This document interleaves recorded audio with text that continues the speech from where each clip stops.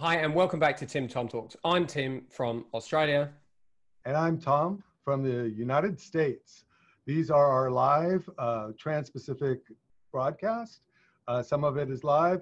Some of you will see this in a podcast. And this week is about roles. Yeah, so we've been talking about goals, and next we're going to talk about processes, but in between that is roles.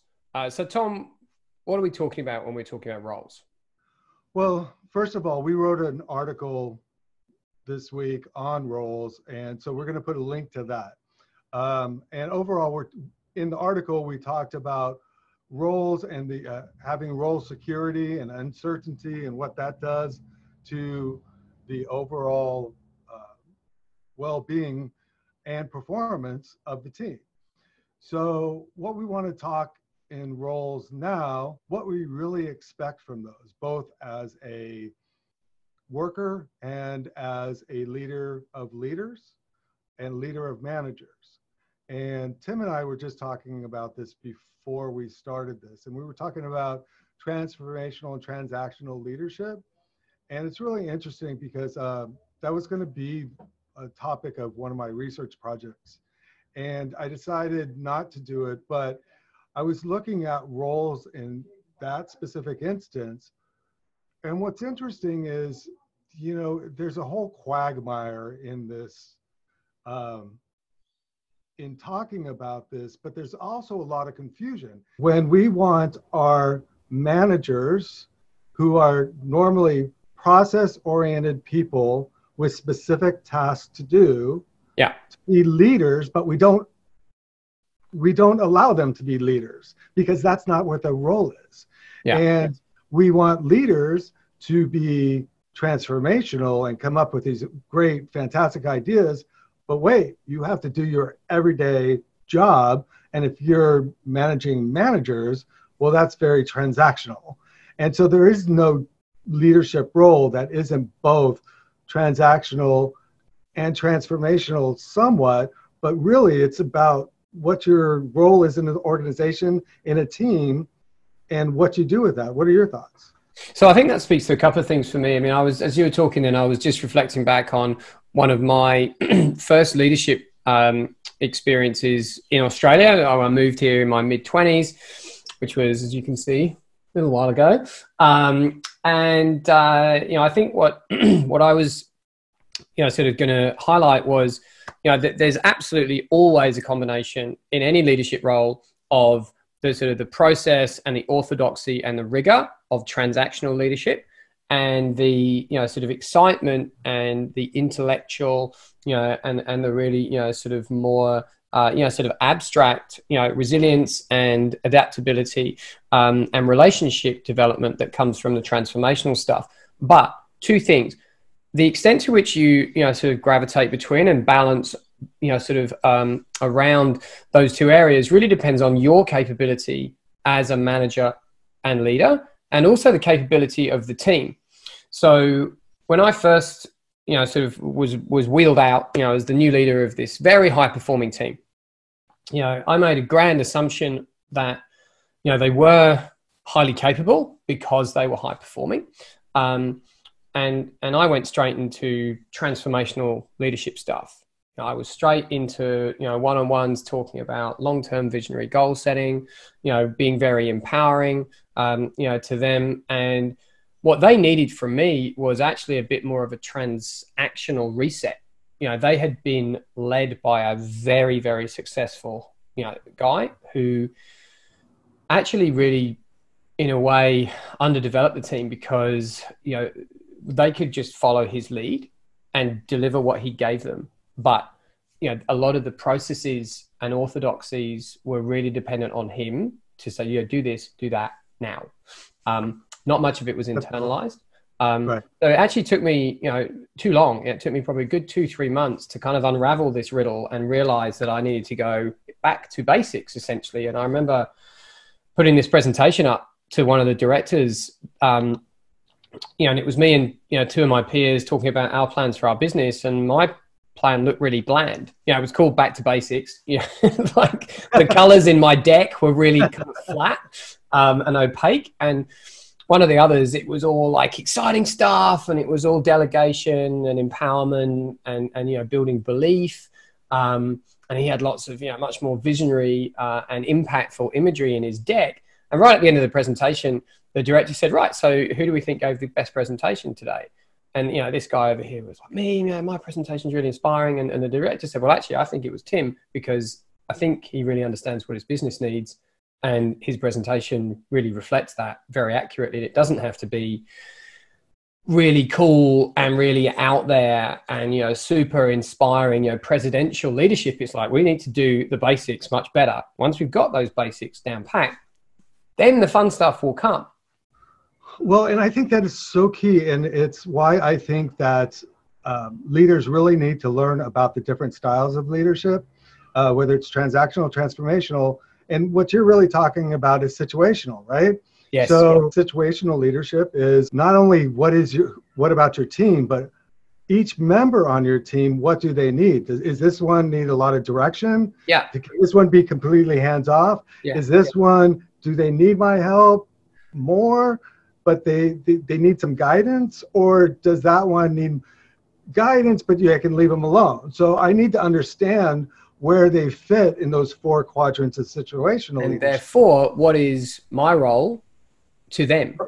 Right, exactly. And understanding, and then it also defines what their role, you're not going to give them in their role more than they can handle just because it's in their role, if they can't handle it yet because they haven't been trained, they aren't capable, they don't have the intelligence, whatever it is. Or they just don't want to do it. Right. This was the other thing. One of the most capable people that I just kept saying to her, you know, you can do this. You just got to step up. You know, like, it'd be great for you. I mean, good for me as well, good for the business. But she just didn't want to do it. And it took me, again, too long. You know, as a young, you know, very, I'm going to say arrogant. I think it's fair, but certainly very confident. I know. Oh. Hard to believe. It was like 18 years ago. It took me too long to actually build a relationship with her, which is transformational, yes, to really understand that her level of comfort in purely the transactional stuff, not even really wanting to step beyond the supervisory level, was because she had a lot of dependence outside of work, you know, and it wasn't just about hours, but her level of, you know, sort of engagement with the role that she wanted was defined by what was going on outside the workplace, not what she might have wanted from an ambition or a promotion perspective, not what I wanted in terms of her additional capability and potential. But a year later, it was a very different story, and she became one of the high performers and you know, went on to do great things. So I think, you know, it's situational, it's contextual, and then it's capability and all of that other stuff. So yeah, roles need to be fluid, right? You know, and they need to be adaptable. Absolutely. And it actually takes us, this is in everyday business as we understand it today, as we move into machine learning. And next week when we cover processes, we'll talk about adaptive processes as well. Sure. And that includes machine learning, that includes artificial intelligence, that includes robotics, that includes all the different machinations of AI. And what's going to happen in roles, some roles are going to go away, but other roles, we're going to be in the same kind of discussion. It's like, is it transactional? Is it transformational? And for machine learning, it's called learning for a reason. Sure. You have to monitor it, and you have to watch it, and you have to be able to understand whether it's learning the wrong thing or the right thing. So you're going to have people in a specific role that can identify what's going on. Yeah. Right. So it's going to be, it's less analytical and it's more, wait a second, this is what's coming out isn't how we're supposed to treat our customers, right? To find that, you're going to need people looking through a lot of information. Then you're going to need roles that are going to say, okay, I need to think conceptually about what does this mean, right? I need to have a more conceptual role in there. And now I need to have an analytical person. And if those are in different silos, how is that communication going to flow? And all of a sudden roles, whether they're transactional or transformational in where it's moving to or what's happening today, are going to need to be discussed and defined constantly. Yeah. And I think in that, what comes out of that for me is that there's a lot of interpretation of variation, constantly. So, then you look at the sort of, the level of cognitive, focus that's required, the level of emotional intelligence, especially when you're dealing with a team who's probably going to be almost by mandate, geographically and culturally spread and diverse. And I mean, we talk about this a lot, and there'll be a lot more, dialogue to come from us, in the coming months. But, leadership gets more complex as technology gets more developed, and leadership gets harder, as businesses, become more interesting and they become leaner. And the modern workplace in many, many ways is actually far harder to lead, than the workplace 20, 50, 100 years ago. And that brings me to, kind of a curious reference that I made in conversation with somebody the other day. So I'm reading this book at the moment by Stephen Fry on the Greek heroes. And he, I mean, if you like Stephen Fry, read the book. If you like Greek heroes, read the book. Like, it's a really simple digest of this very, very ancient and sometimes hard to interpret stuff. But there's this one instance where this dude Prometheus, who's basically been just smashed by the gods for like eons, he's essentially released from this torment by Hercules, right? Everyone knows who Hercules is. He's a big guy, quite strong. And then they're having a conversation after, basically, kind of Hercules has done Prometheus a solid. And Hercules is essentially kind of complaining that his life is tough and he's had to do all of these labors. And even though he's now famous, look at what he's had to do. And Prometheus essentially says, mate, that's a choice, right? Like, you can choice. You're a choice bro in New Zealand. You can choose to stop being a hero right now. You've done your bit. Yeah. You go, live in the backwoods, with a family and just have, the nice, quiet, contented life. Or you can choose to keep doing what you're doing. And Hercules essentially realizes that everything that he's done, he's chosen that hard road. And, the insight that gave me around leadership was basically leadership's hard, but leadership's a choice. And you can sign up for it. But when you do, realize that maybe at the end of the rainbow, there is a legacy and maybe there is some recognition and hopefully some reward. But the only thing that's guaranteed is it's bloody hard work, and it's very taxing and it's very complicated. But if you do sign up for it, then I applaud you. We applaud you. We've been there, done that, and we're very much still learning. And ultimately, that's why we're here. We try to share and communicate, what we think is working, what's worked for us, and maybe what's going to work around the corner.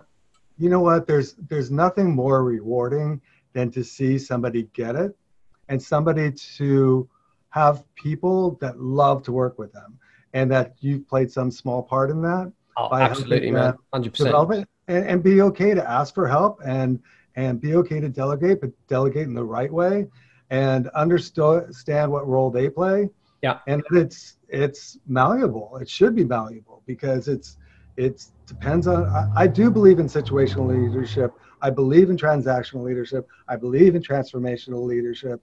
I believe in servant leadership. I mean, there's something about each of them that I believe in, and it all depends on the place, the situation, what's going on. The leadership role is going to be very important as we move into these more nebulous areas, because you're still going to have to define roles, and you're still going to have to understand what you're going to need, and it's not going to go away. This conversation doesn't go away as technology changes. No, and if we have this conversation again in 2021 or 2029 or 2031, each of those conversations is going to be not iteratively, but vastly different, even in 12 months' time. So yeah, this is the beauty of the thing. leadership gets harder, it gets more complex. We keep rolling with the punches and doing our best to get ahead of the curve, if not just keep up. So we're going to wrap there for today. So as always, thank you for your time and attention. Peace out from Australia. And Dr. Tom from the US. And we'll be back soon. Bye-bye.